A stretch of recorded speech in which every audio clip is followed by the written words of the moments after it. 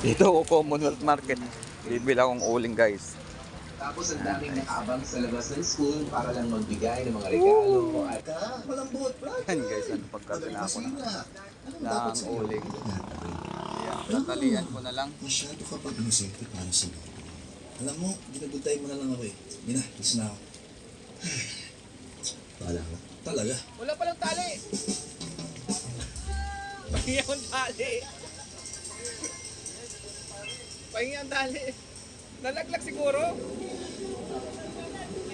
Haba nun eh. Asan nga si Trish? Ano na yung mga kapinya pero wala pa siya. Dapat naman ang Umuulan guys, umuulan ha. Dapat mabigay ko na ito.